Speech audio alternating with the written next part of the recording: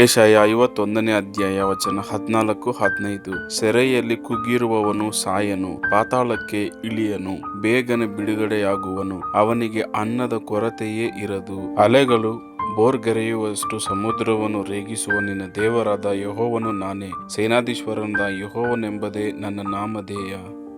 Isaiah chapter 51 verse 14-15. The cowering prisoners will soon be set free.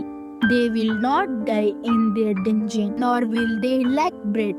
For I am the Lord your God, who stirs up the sea so that it waves roar. The Lord Almighty is his name.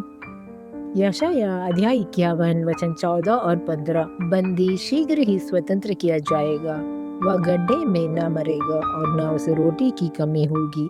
जो समुद्र को उथल पुथल करता, जिससे उसकी लहरों में गर्जन होती है, वह मैं ही तेरा परमेश्वर यहोवा हूँ। मेरा नाम सेनाओं का यहोवा है।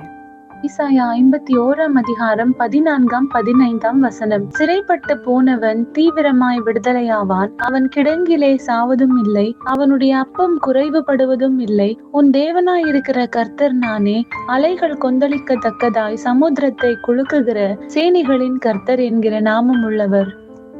యెషయా 51వ అధ్యాయం 14-15 వచనం. కృంగబడిన వాడు త్వరగా విడుదల పొందును, అతడు గోతిలోనికి పోడు, చనిపోడు, అతనికి ఆహారము తప్పదు.